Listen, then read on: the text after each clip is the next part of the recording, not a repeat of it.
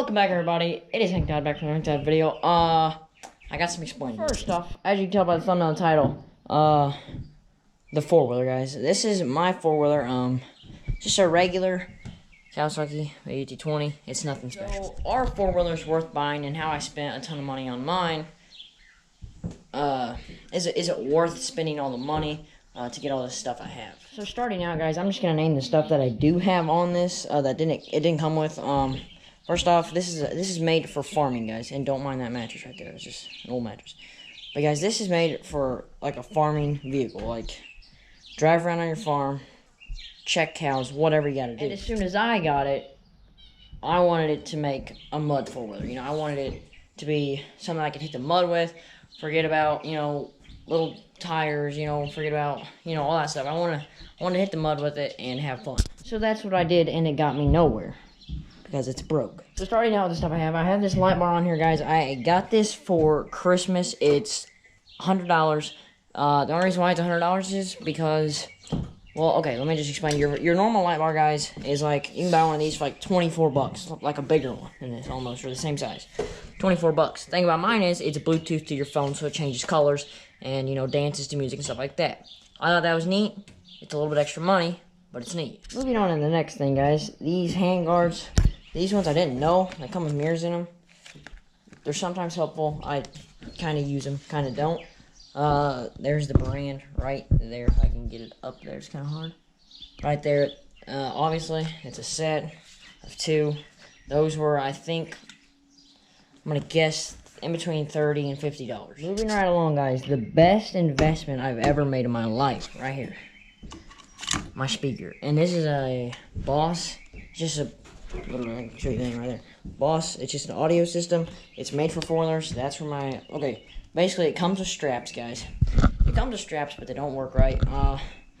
Basically, it's got a strap that goes on this. See how that's thicker than the actual speaker? The strap goes on that, and the strap that goes on that one.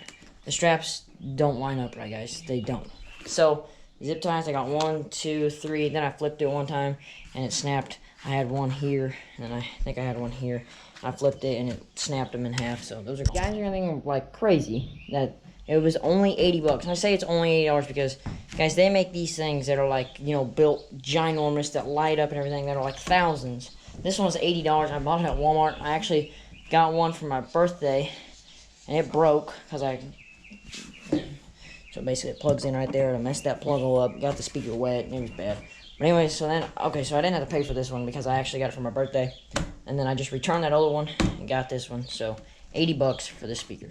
So then, check it out, I got new boots. But anyways, then, it had tires on it. Now, guys, the tires it had on it were the original Kawasaki tires, and they were still there. Like it still had tread left. Not as much tread as I wanted. I mean, they were decently slick, but not like so slick you couldn't, like they were gonna pop. But I went ahead and I was looking around trying to find some mud tires. Sun F, I've showed you guys before, I think, are the back tires. They're probably, I mean, they're a decent amount of thickness. I mean, they've been they've been rode on the road a lot. So, that's a tread, both sides, Sun F tires. I think these were, not sure, but moving on to the front tires. There's a lawnmower right there. Anyways, let's go ahead and hop over here. Moving right on to the front tires here, guys. These are not Sun F. I bought these off eBay. They're just the ones that go like straight in a line, down like that. These weren't mud tires, you know, they just had some tread. So they're about that thick, really. And the tire set cost me $300 for the whole set of 4 tires, which wasn't bad, guys, really. I actually got a really good deal. So, next thing that I did, I was riding in a cornfield one day, and this is your backup switch. So basically, you got, right here, you got neutral, and then that's reverse when you put it in reverse. So basically, when you want to put it in reverse, you got to turn this switch, push down. It's a manual, by the way. Boom, now you're in reverse. Then you pull back up, you're in neutral. This switch was riding one day, it fell off. Don't know where it went. It fell off, basically. So that was 70 bucks for a new switch. My handbrake, like your brake that you set, your parking brake, somehow that thing broke. Yeah, the cable just snapped. Right there's where the cable is, and that thing just snapped off. So I haven't got that fixed, so it didn't cost me any money. But I don't have a parking brake, so that kind of... Another thing, you guys already know about this, is the muffler. Yeah. So guys, my muffler, my old one that the four-wheeler came with, guys, we bought this off of a farmer, actually. And he had it, he used it for, like, driving around on the farm, right? Not me.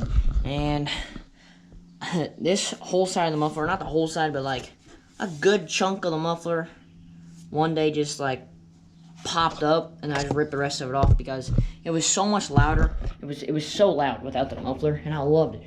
But then it got to the point where you couldn't even hear the speaker, and I mean, this speaker, guys, is super loud. I mean, it was making me go deaf, it felt like. So, I had to fix that, because really, I loved it, guys, but it was just way too loud. I mean, it was hurting my ears so badly. So, I think the muffler was 90 bucks. So, it was completely black when I bought it, and now it's turning colors. Down by the muffler is this hitch. Basically, it had this hitch that came on it. So, if you take this off, it's just going to be this that comes right down through here, and then a hole. So, I can put a pin through it or something. What this is, it's got the ball on it, and it's got also a hole here, so you can hook up just like a normal lawnmower trailer or something, and you can hook up like a wagon also. And it's got this little thing in case you get stuck, which I've used this a lot. You hook something like a winch right there and pull yourself. Now, I put this winch on. It was $60 winch, or not a winch, $60 hitch. And I think it was a good while later. I hooked a wagon up to it, filled the wagon full of dirt right in the front, and I bent my hitch. So that wasn't good, but it's still fine. So yeah.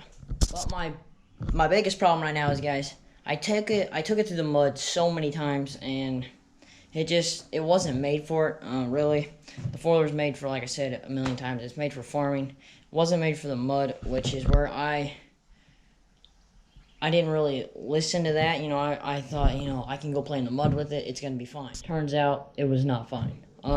Basically, what I did was, my motor, there's rings inside there. There's rings that, by the pistons or whatever, I think.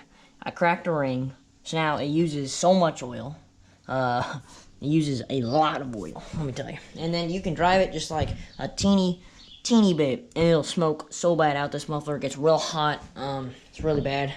And then it might have messed up a piston and stuff. So depending on who you get to work on it, that can be anywhere from, I'm gonna guess $400 to, $2,000, I guess. Oh, I called a guy, and he actually had like $2,000, and I was like, no. So it won't be $2,000. That was just what somebody said. You're probably looking at, I would just guess, at the tops for somebody to do it, $800, like a normal person. That was a dealership, actually, so dealerships charge a lot more, guys. So if you're looking to get your ATV worked on, first look for an individual that knows, that can work on stuff, like just anybody just a local person that works on small engines is what I look for. Instead of taking it to if you have a Polaris 4-wheeler and you take it to the Polaris dealer you bought it from, then you're gonna end up spending a lot more money than somebody would have just charged you regularly. So all in all, guys, the 4-wheeler itself, I'm not gonna tell you the price because it's not your business, but the light bar, like I said, $100, the hanger, so I've put about $700 worth of money into it. Actually, I haven't. Technically, I've only put 3, 6, 9. Okay, so I've put a little bit, but it originally didn't have any of this stuff on it. It was just a stock, nice 4-wheeler, and then I broke it. So yeah, I put it had about $700 worth of extras, you could say, put on it. Now the thing about that is, guys, let's say I bought this 4-wheeler for $600. The thing about that is you put $700 worth of stuff on it.